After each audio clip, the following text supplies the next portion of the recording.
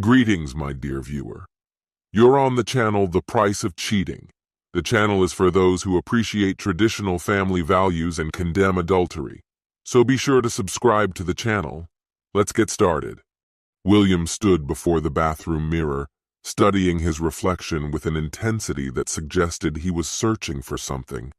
Perhaps courage, perhaps control. He forced himself to adopt a composed expression, though it felt brittle, like a mask that might crack at any moment. This was going to be a challenge. Resting his hands on the edge of the sink, he let his eyes drift downward to the porcelain basin. The faint grime encircling the drain caught his attention, as did the dull, tarnished sheen of the once polished chrome fixtures. Their diminished luster seemed an apt metaphor for how he felt. Drawing in a deep breath, he strained to hear the heavy footfalls he expected in the hallway, followed by the inevitable slam of the front door. Instead, there was only silence. Lingering in the bathroom any longer would raise suspicion, and avoidance wasn't an option. Exhaling reluctantly, he gathered himself, cast one final glance at the mirror, and decided that his current facade would have to do. The hardest part still awaited him. With a slow, deliberate exhale, William turned the bathroom door handle and pushed it open. The hinges gave a faint creak, and the muffled voices from the nearby bedroom ceased abruptly. He stepped into the hallway, walking its length with measured strides, descended the stairs, and entered the kitchen. Making a deliberate amount of noise, he set about retrieving two mugs from the cupboard. One was plain and white, the one he used daily. The other was Aurora's favorite, a rustic clay mug she always chose. As the coffee maker began to hum softly, he prepared the hazelnut butter and milk, ensuring everything was ready. Whatever happened, this wouldn't take long. His preparations extended beyond coffee. He placed a discreet phone call just in case, and opened a document on his tablet, leaving it ready in the living room. Returning to the kitchen, he perched on a stool by the bar, sipping his coffee as he waited. The wait wasn't long. Aurora appeared in the doorway, her new blouse framing a neckline she seemed eager to showcase. She wore a pair of freshly purchased blue jeans, snug and form-fitting, accentuating her toned figure. Usually seen with contact lenses, today she wore glasses, pushing a dyed blonde strand of hair behind her ear as she met William's gaze. Her expression was a mixture of hesitation and subdued regret. He gestured toward her mug, which sat waiting on the counter across from him, inviting her to sit. Aurora hesitated, her eyes shadowed with sorrow. After a brief pause, she stepped forward and slid onto the bar stool. She didn't speak at first, her attention fixed on her mug as if it might hold the words she needed. William remained silent, his gaze steady, waiting for her to begin. Eventually, she lifted her eyes to his, silently willing him to break the silence, but he didn't.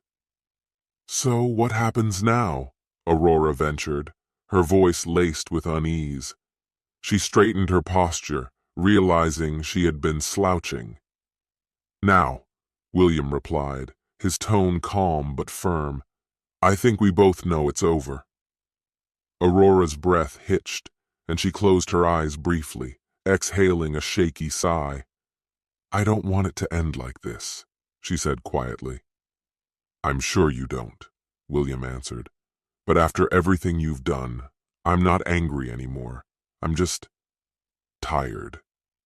Aurora lowered her gaze back to her mug, holding it in her hands as though its warmth might offer some solace. William had even added her favorite cream, and its scent wafted up to meet her. "It doesn't have to end," she murmured. "I know I've been selfish." William's lips curled into a humorless smile. "That's putting it mildly." He tapped his fingers on his mug, letting the silence stretch uncomfortably before asking, "Do you plan on staying like this?" Aurora blinked, caught off guard.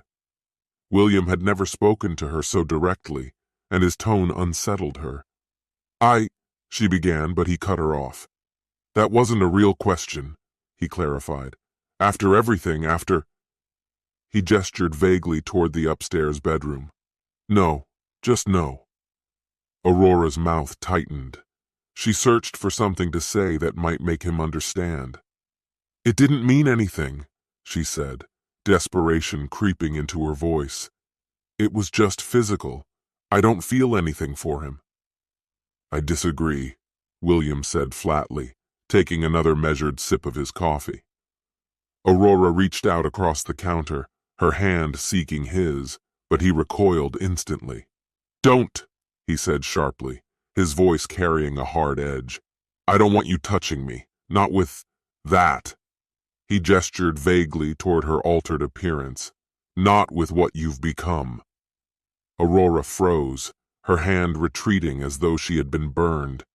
Pain flashed across her face as she clutched her mug, her wide eyes locked on William.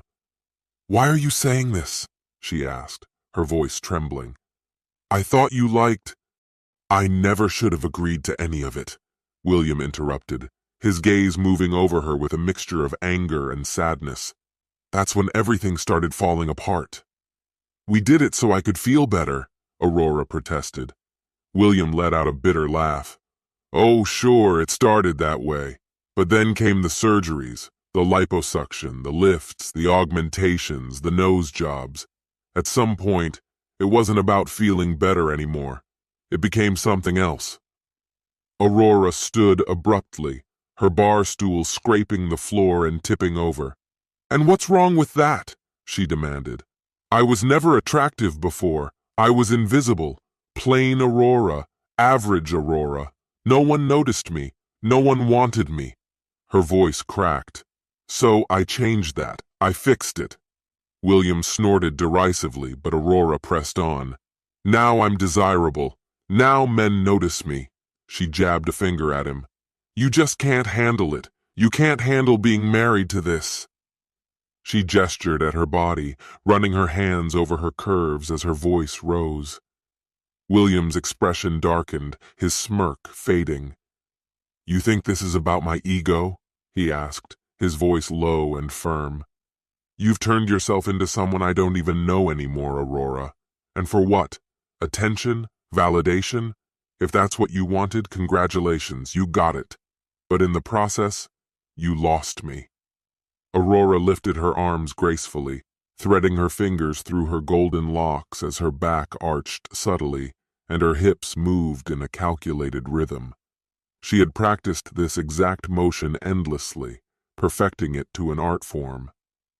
You're insignificant, William, she said, her voice cutting as she adopted another deliberate stance.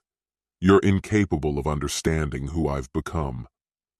You'd rather I remained the old Aurora, she continued, her tone heavy with disdain. Content with a simple life in our little home, driving an old car, and accepting mediocrity. With every word, she seemed to gain momentum, the balance of power shifting toward her. Well, that's not who I am anymore. I've had my breasts enhanced, but that's just the beginning. She tilted her head, her expression daring him to challenge her. I had my waist contoured, and it's already paid off. I got a bonus because of it. She paused for effect, ensuring her next words landed. I had my nose straightened, and that brought in another client. The better I look, the more doors open for me. Her hand settled firmly on her hips as she locked eyes with William. His gaze was steady, his expression unreadable. Men are easy to manipulate, she sneered, her voice dripping with scorn. You act on impulse, not logic, and I take full advantage of that. Leaning closer, she gestured pointedly. These breasts, the ones you used to adore, they brought me a $5,000 bonus, and there's more coming. She grabbed a strand of her hair, letting it slide through her fingers. These extensions? Remember when I used to have black hair? Blondes catch men's eyes, William. Now I'm noticed. With a sharp turn, she showcased her figure. And this body? Men trip over themselves just to catch a glimpse. This, she said, motioning to herself from head to toe, got me the regional manager's attention, in the bedroom, and it'll secure my next promotion, too. Her voice climbed in intensity as she declared, "Everything I've done is an investment in myself, in us, in our future. I've learned to exploit how men think because I refuse to be ignored any longer." Her gaze hardened. "If you can't handle that, walk away. If you can, accept it." William's response was calm, almost nonchalant. "Walk away?" he asked, a faint smile playing at his lips. Aurora's frustration flared. "Yes! If you're too weak to handle this, then leave!" she shouted. "Maybe if you come back with a better attitude, I'll consider letting you try again." William's tone remained unshaken. "No," he said simply, lifting his cup and taking a measured sip. Aurora's voice rose in disbelief. "No?" "No," he repeated, his demeanor unwavering. Aurora stormed over to him, leaning in as if her physical presence could intimidate him. "If you're staying, you'd better adapt," she warned. "I won't tolerate your nonsense. If you can't adjust, then leave." William's reply was firm. "No!" Her patience snapped. "You're pathetic," she spat. "This is how it is now. Get used to it." Still, William didn't flinch. He took another sip from his mug, his silence more powerful than any retort. Aurora's frustration boiled over. "Go to hell with your no," she hissed. "You know I'm right. I'm going upstairs to sleep with that man in our bedroom. He'll get me promoted. Another $15,000 a year, more clients, more bonuses." William shook his head slowly, as if tired of the argument. At first her words had wounded him deeply, but now his resolve had solidified. "You can't stop me," Aurora declared, enraged by his defiance. "If you want to stay with me, you'll have to accept this new reality." "Thank you for coming," William began, retrieving his wallet and showing his driver's license to the male officer. "I'm the sole owner of this house. Upstairs there's someone who shouldn't be here, and I'd like help removing this woman from the premises as well," he explained, motioning toward Aurora. "William!" Aurora shouted, storming toward him. "Upstairs?" the female officer asked. "Is the individual armed? What's the situation?" "William, stop! This isn't true!" Aurora's voice rose, her words tinged with panic. William ignored her, retrieving his tablet from the coffee table and powering it on. He pulled up a document and handed it to the male officer. "What's this?" the officer asked, examining the screen before glancing back at William's license. "It's proof that I'm the sole owner of this property," William explained. "The individual upstairs has no right to be here." "All right," the officer said, returning the tablet. "You're the owner. Can you explain the situation?" Aurora's frustration boiled over. "William, what are you doing?" she demanded, her tone oscillating between anger and desperation. "I came home to find my wife in bed with her boss," William stated matter-of-factly. "I told him he needed to leave, but he's still here. I'd like him removed, and I'm prepared to press charges." "William!" Aurora exclaimed, her indignation flaring. The female officer muttered under her breath about the difficulty of domestic disputes. "Officers!" Aurora interjected defiantly. "I invited that person here. He's not trespassing." "Ma'am," the male officer responded evenly, "under city law, if a household member deems someone unwelcome on private property, they must leave immediately or face legal consequences. Did your husband ask this person to leave?" "Yes," William confirmed. "I shouted it from the stairs. I didn't confront him directly because the door was locked, and I wanted to avoid a physical altercation. I have the incident recorded on my phone," he added, tapping his chest pocket. "William," Aurora hissed, her voice low and furious. "And," William continued. I'd also like her escorted from the premises. I'm not requesting her arrest, just her removal. Was there any violence? The female officer asked, looking intently at Aurora. No, Aurora protested. I didn't touch him. I meant, did he harm you? The officer clarified. Aurora shook her head. Satisfied, the female officer turned to her partner. Sir, can you show me where the bedroom is? Of course, William said, leading the way. The female officer stayed behind, her watchful gaze fixed on Aurora. Ma'am, she said calmly, please remain here with me. Aurora stared in stunned silence as her husband and the officer made their way up the stairs. An unsettling sensation churned in her gut, an unshakable sense that something was profoundly amiss, though she couldn't quite put it into words. This feels wrong, she muttered, her voice wavering. I understand it might seem that way, ma'am, the officer replied evenly, his tone firm yet detached. 10 minutes later, Aurora's unease morphed into dread as the male officer reappeared at the top of the stairs, his commanding voice cutting through the air. 2 more officers trailed behind him, their movements deliberate and synchronized. As they descended, Aurora's boss came into view. His disheveled appearance was striking. Bare-chested with his hair in disarray, he wore only his dress pants, the waistband buttoned but the belt and fly undone. Fury was etched into his face, his humiliation as plain as the scene unfolding. He fixed Aurora with a seething glare before storming toward the door.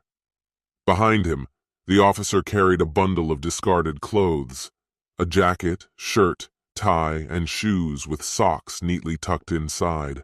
One hand gripped the garments, while the other secured the man's handcuffed wrists. As they passed, the officer exchanged a brief glance with his partner and nodded subtly. I'll give her time to gather her things, the female officer said, her voice calm but resolute.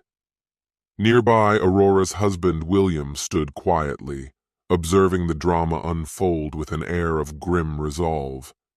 William, don't do this, please, Aurora pleaded, her voice cracking as the weight of the situation sank in.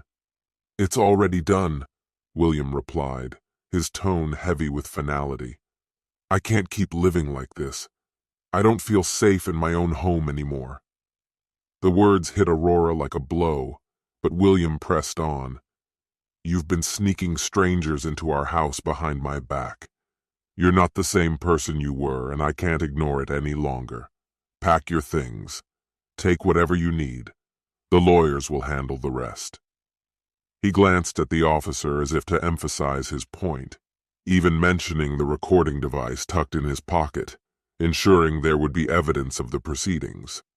Aurora reached out in desperation. William, we can fix this.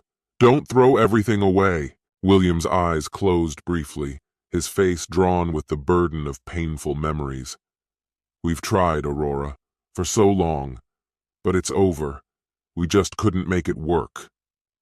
The female officer stepped forward, breaking the tense silence. Sir, is she allowed to take her belongings now? Yes, William said distantly. Her car is in the garage. Let her take the BMW. The Subaru stays. With a nod, the officer turned to Aurora. Let's gather your things, she said gently. In a daze, Aurora followed her upstairs, barely registering the exchange around her. While she was occupied, William pulled out his phone and stopped the recording. He ensured the file was uploaded securely and shared it with his lawyer, his family, and even Aurora's relatives. His actions were precise and calculated, though his lawyer had advised him not to inform Aurora's employer yet, preserving her position in case her income became necessary during the divorce proceedings. Aurora came back downstairs, her face pale and her eyes wide with disbelief. William, we can still fix this. We can work through it, she said, her voice barely above a whisper. William's expression remained unchanged. I've already tried. I begged you to stop, to understand what you were doing to us. At first you listened, then you stopped. And after the company party a few weeks ago, after I saw you with him, I stopped trying too." Tears streamed down Aurora's face as she murmured, "That's not how I remember it." William let out a weary sigh. "Do you even know how many times I've said this? It's over, Aurora." The female officer reappeared, holding one of Aurora's suitcases. "Let's go," she said softly but firmly. Aurora grabbed the remaining bags, her movements mechanical, and followed the officer to the garage.